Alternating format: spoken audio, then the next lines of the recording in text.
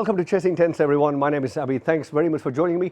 I'm in London suburbia, and you see right next to me is the brand new Aprilia RSV4 1100. Well, let's call it 1099cc V4. Brand new bike, and yes, it's already been washed. It's been out on a ride, and you know what? I'm going to go through every single detail about this bike. Everything from paintwork to wings to chassis, engine. We'll go through everything in this video. However, I really want to tell you something why this bike is so important for Aprilia RSV4, because for the last 10 years it's dominated many world championships, it's won many European championships, and also, you know, it was very popular in Britain as well. So please give me a few minutes of your time. Let me go through the last 10 years of RSV4 and a V2 as well in this next clip, so you truly understand why this bike is so important, and then we'll come back to this bike and we'll share everything with you.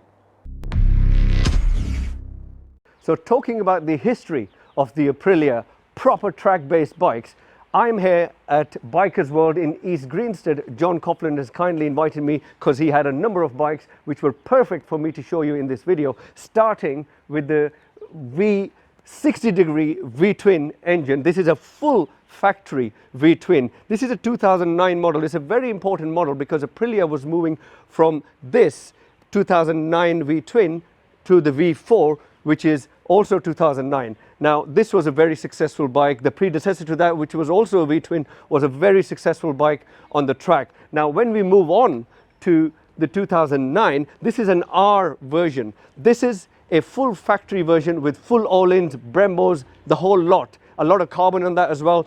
This one, a 2009 R model, has no electronics yet. Okay, however, this was a very successful bike immediately out of the box, because in 2010 they won the world championship. And a lot of people think that the electronics actually came, the APRC system came in 2011 on this bike. However, there was a late 2010 Biaggi edition which had the APRC built in and a little bit more powerful engine. I think with the engine, the power went from 160 to 172 odd horsepower. Then obviously things moved on slightly, but we come to the real upgrade, which was the RF 2015-2016 bikes in Europe. These had a completely revamped engine, nice change to the geometry, swing arm changes as well, and these RF bikes were absolutely brilliant. There was, you know, all sorts of electronics. There was a quick shifter in this as well, but the dash was still the same manual dash. And hence, after this, Aprilia really needed to freshen up things. Even though this had the full factory all-ins, carbon, and it was limited edition, I think they only made 500 of them, and I've got one of those 500 RF Aprilias. But then we move on from the 2015-2016 bikes to the big change. So I'm only showing you the big changes here, where we had the 2019 bike with the color dash, up and down, auto blipper, quick shifter. We've got the full all-ins treatment. We got the Brembo Stilima calipers. We got the wings. We got the cooling ducts. Basically, the whole lot. The swing arm on this one is a little bit stiffer. The dash, the color dash compared to the 2017 bike is a bit more dynamic, a bit more brighter as well. So these are the amazing Aprilia bikes, which really bring us on to the 2021 bike. And I really wanted to show you all of these bikes, and I want to thank John Coughlin again for having me here.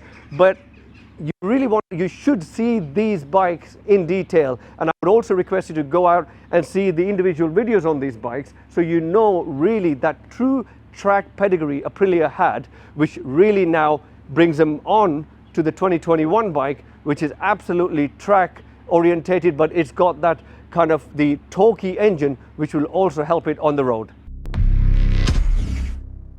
Welcome back, everyone. So I hope you enjoyed that little snippet. So that was the last 10 years of Aprilia RSV4 and what kind of made the RSV4 so special in the last 10 years, and why this model is going to be so important for them. Now, let's start going through every single thing. Now, first of all, we're going to look at the bodywork and paint schemes and everything. So let's start that now. Okay, hope you got yourself a cup of tea and put the video on big TV, because we're going to go through every single thing now. So first things first, I wanted to talk about is the paint schemes. So this particular paint scheme is actually called the Lava Red. And I find these names quite interesting because even the Aprilia Black, which they say comes with a lot of red, and then you've got the, I think the RR model, which is the, it's called the Dark Losel, but it's very grey and very silvery. Now, previously the RR with the grey silvery model was very good looking as well. And to be honest, I know the pictures don't do sometimes justice to a bike, but when you actually see it in person, it's absolutely beautiful. All the wings and everything, I'm going to explain that to you later on. It all makes sense. Now, in terms of the schemes, I know they're dual colored, but they've been painted really, really well. This satin is very deep. It's very deep, very well painted. And you know what, I couldn't see, I've been through the whole bike, all the welds look really good, all the paint work looks really good. It's very deep and very intricate. Now, next thing I really want to talk to you about is why the color schemes are so unique this time. Because this particular color scheme, for example, the Lava Red, pays a bit of a homage to their two-stroke machine, and even the red one, well, they call it black, I call it black and red. Even that one goes back to the RS250cc, which was very successful in the 90s. I mean, Rossi won a lot of races with that bike, and it was very, very successful. So it pays a bit of a homage to that, and hence you see these two-tone colors.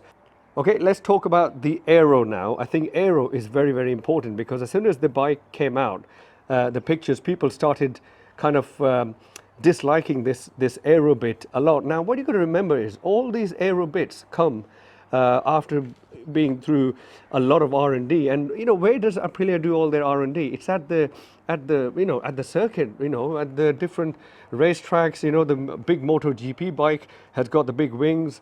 So you know, it all funnels down to this. Imagine if you had tiny wings which haven't been tested on the track properly. What's the point of that? So because these wings are now part of the bike, and this is another reason why I think a lot of companies, even the Fireblade, are going with this kind of design rather than having wings which are completely separate to the rest of the body. Now they're all part of the body, which basically I think it's all coming down to rider safety, and they're learning more and more. When I say rider safety, it's not the rider who's riding the bike, it's other riders on the track. Just like MotoGP banned those other wings, they're also, I think, going to be funneling down to World Superbikes as well. And I promise you, wait a year or two, you will see those wings getting banned as well, and these kind of wings will be more popular. So I think these companies know things which probably we don't know yet.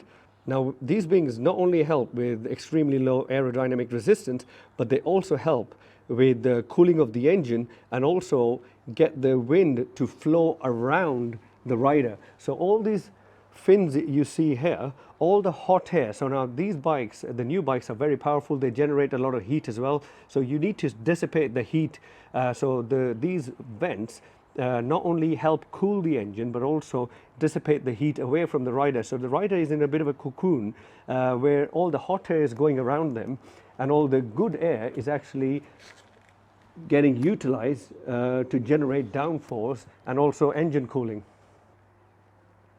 Okay, let's talk about the lights now, and I really wanted to show you this because it's got lovely, what they call plethora LED lights. Now, they look absolutely beautiful, but what you got to remember is this bike has got a 6-axis IMU, so when you lean the bike in whichever direction, what happens is you get cornering lights which light up on each corner to help you in the dark, or if you're at the track and it's getting pretty late.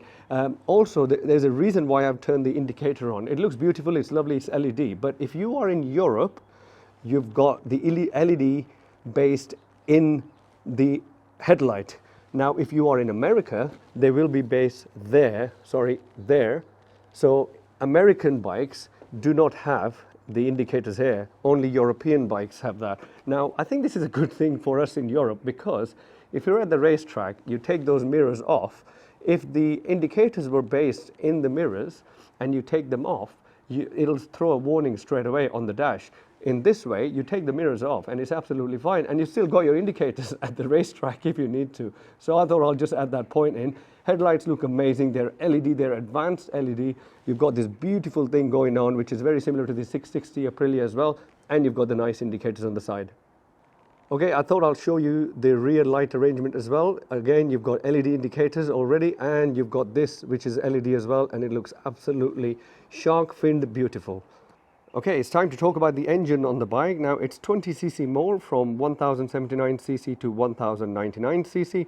Now, the power is 214 brake horsepower. Now, you're going to say that, hang on, it was 1079cc before with the same horsepower, and now it's 1099 with the same horsepower.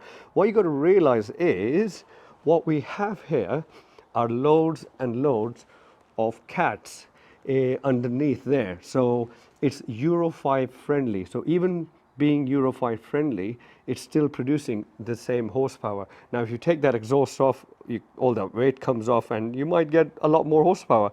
Secondly, it's got 2 more pound-feet of torque, so you're looking at 92.3 torques at 10,500 RPM.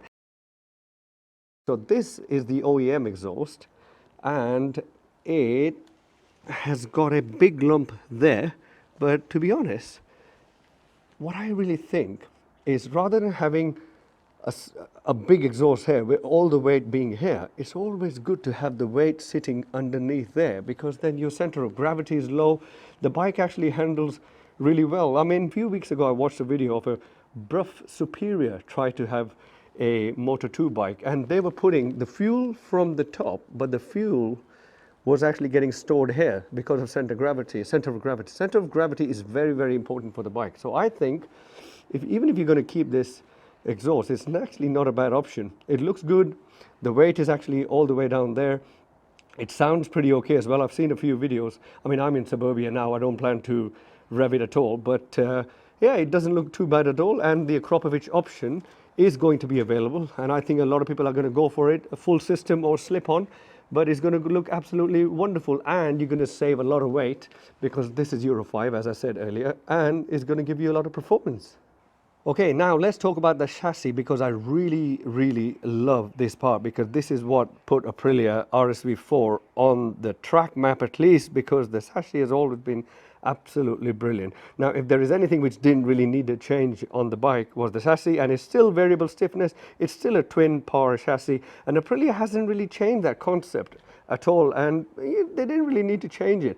The chassis gave the bike the brilliant stability, the poise, the plushness, and the overly used term we use for the Aprilia, that corner entry to mid-corner braking. There was no other bike which came closer to this, because of this absolutely brilliant chassis. And also, you know, like the Americans use that term canyon carving, or we say it, whizzing around the countryside. This bike was absolutely brilliant because of that amazing chassis. Now what we're going to do is move on to the swing arm, because this has been revolutionized with this bike, and we'll know why. Okay, let's talk about the swing arm, because I think this is a total revolution on the bike. It's heavily revised swing arm. It's very light.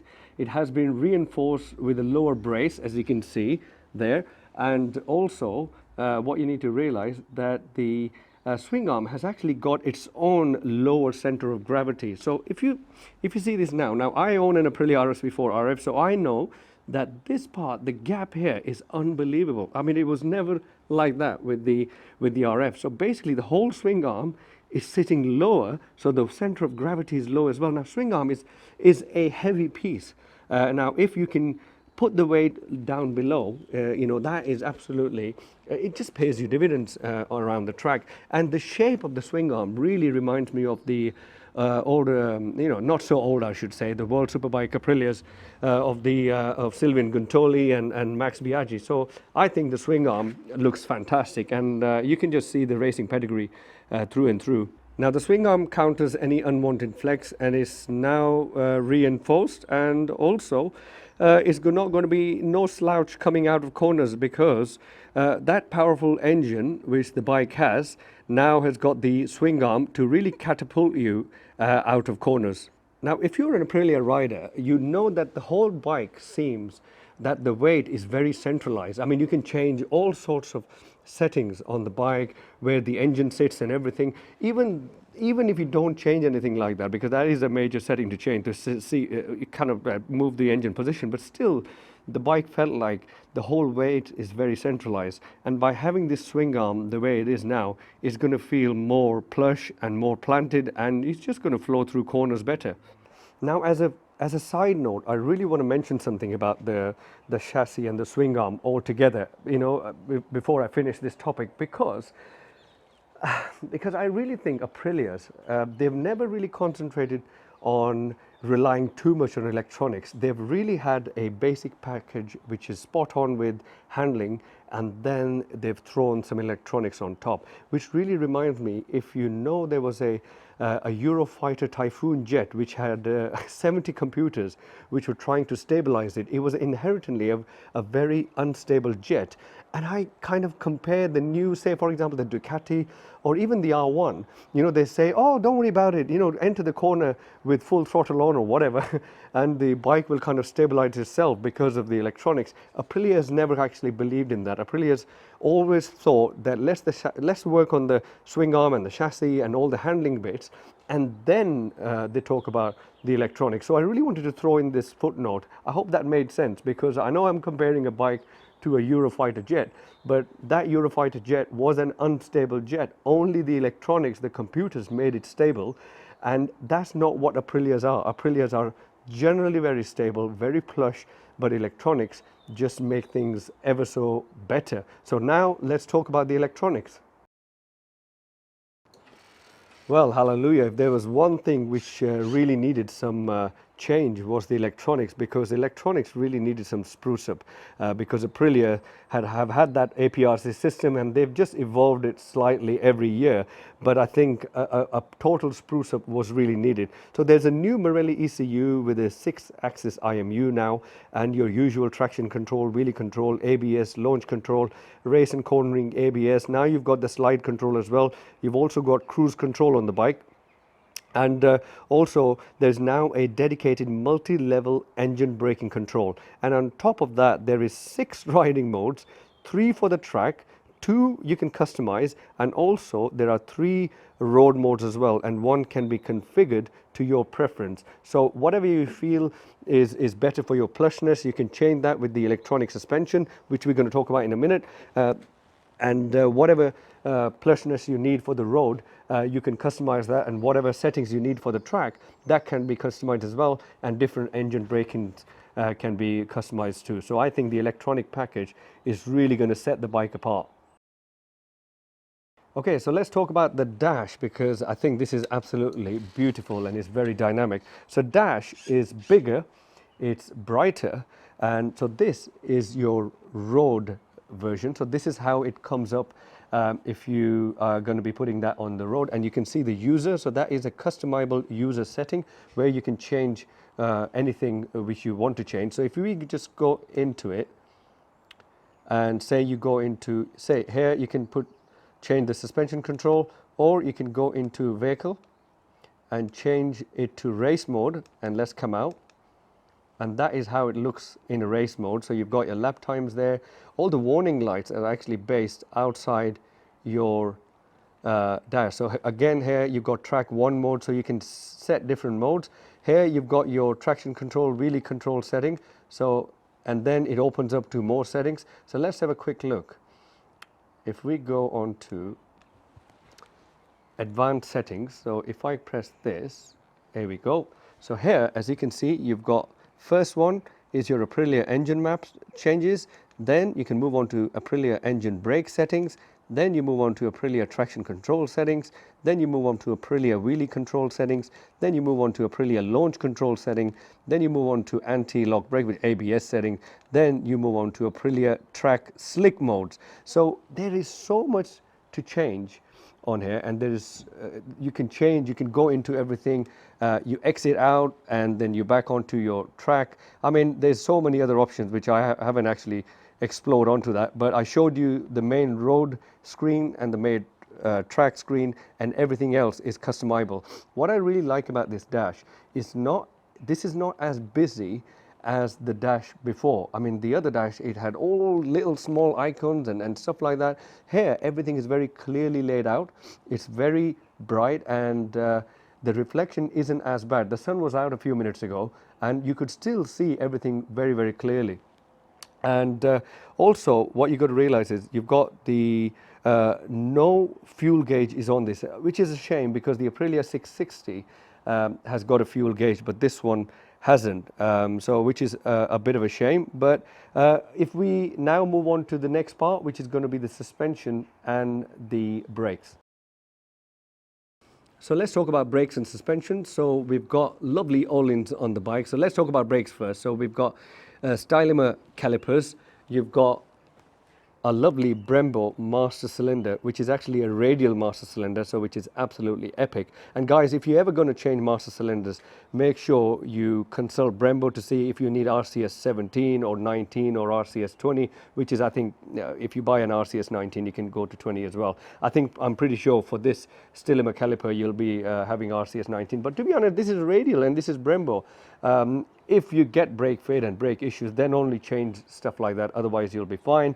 Okay, suspension is again the version 2.0 of the new electronic suspension we've got, and this is the smart electronic suspension. The steering damper isn't electronic, that is manual, okay? And you've also got the rear suspension, and that is also electronically controlled, and everything can be customized using the dash, which I showed you earlier. And I've spoken to the gentleman who owns the bike. He only took it out for a 5-mile ride. The bike is done, I think, about 30 miles altogether. And the suspension is absolutely brilliant on the road. I mean, you can change it to comfort mode, and it just brilliantly absorbs bumps like anything. So I think the suspension has got its Jekyll and Hyde kind of style. It can go crazy on the track, which can be really stiff and really dynamic, but it also can be really comfy for the road, which is absolutely brilliant. Okay, in this clip I really wanted to show you a lot of different visible cosmetic things which are different from the other bike and which are very similar to the other bike as well. So if we start from here, straight away we can see now you get Brembo discs and all the other system I've explained earlier. You've got a reflector there. However, I really look at that design of the front mudguard. That cut is absolutely wonderful. And they've made another cut there, and someone's put these lovely triangles there. Someone spent a lot of time designing that front mudguard, and I really like that. However, the front mudguard actually stops here, so it doesn't go down there. So if you're gonna have this bike for the road mainly, make sure you have the radiator guards top and bottom to protect that.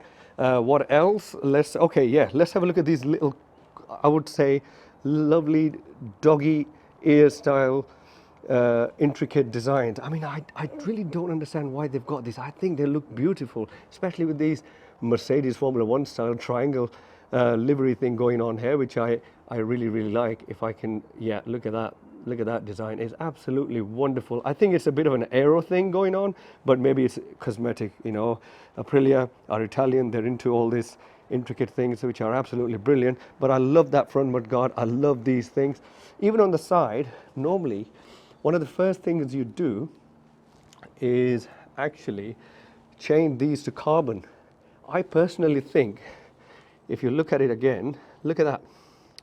The same triangle. Let it focus. Oh, focus, come on. Oh, it's losing focus. There we go. You can see it better here. Look at that. I think that looks absolutely beautiful. You don't really need to change that to carbon, I reckon. It's lovely. Okay, now plenty of vents, like I said, for cooling, because you really need that with these powerful bikes, which are producing easily more than 200 horsepower. Even the pipes, they've got some kind of design going on there, which I quite like. It's absolutely lovely. Okay, rear sets. Rear sets are pretty basic. I made a rear set video 2 weeks ago where I went through everything with the Aprilia rear set, comparing them to aftermarket. Even with this one, this is very similar to they've painted it black, but it's very similar to the old bike. This is very different. It's more grippy, and there's no hero props there, so I quite like that. The tail tidy here, the OEM one, is a bit on the long side, but they've got to do it for legal reasons. But 2 screws, that's out, and you can put an aftermarket one. The rear arrangement looks absolutely beautiful. I've already been through this. It's similar to this 660, but it's got its own quirks to it, so I quite like it. Again, you've got a different rear hugger compared to before. It's quite nice. I like the design. They haven't really made it simple. They've done a bit of a design job there. Rear sets again very similar to the previous one, but more grippy.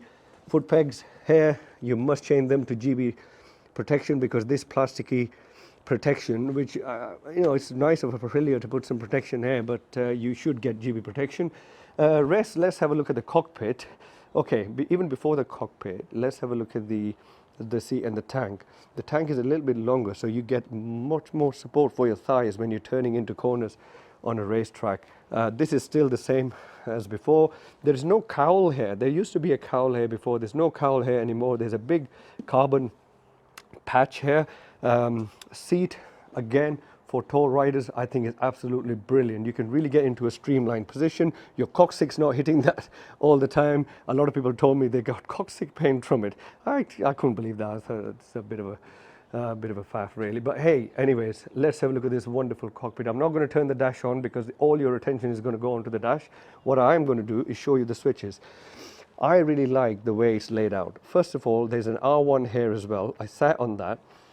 The leverage you get with the Aprilia is no match. It's wide, you get better leverage, you get better turn-in, because the clip-ons are absolutely beautiful. Wide, beautiful, I meant. Okay, there's some weights here.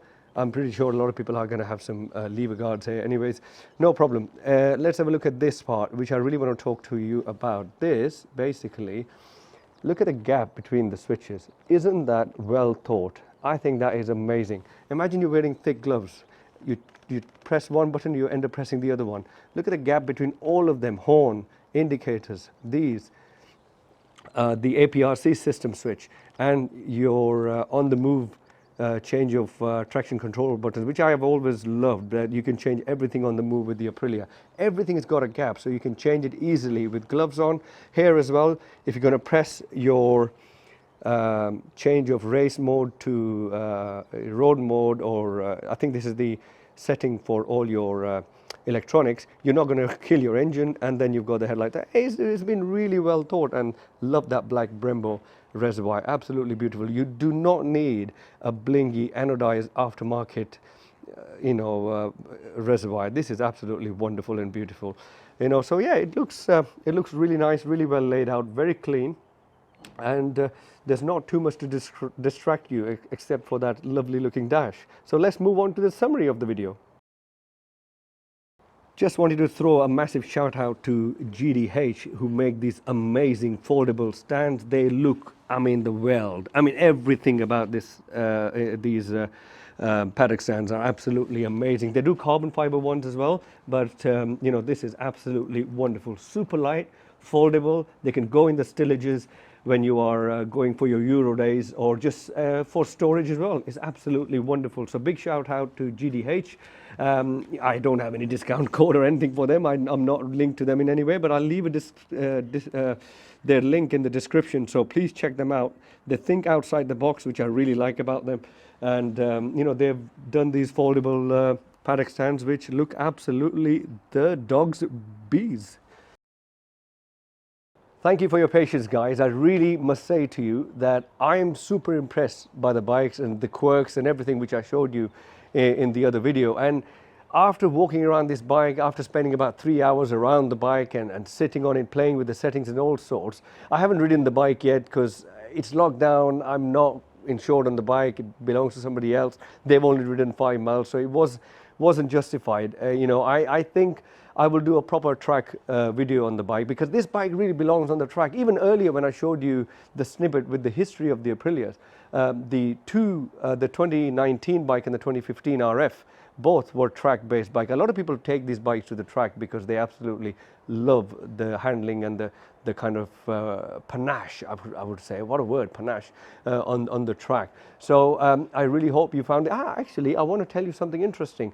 If you are a Tuono person, if you're waiting for this engine to come into the Tuono, you might have to wait, because they are not putting this 1099cc V4 engine in the Tuono yet. So for that extra 20cc, you might have to wait a little longer, or maybe they might not ever put it. You never know, but they might do. But 1079cc, the previous version in Euro 5 format, will be available. And you know what? There's nothing wrong with that engine.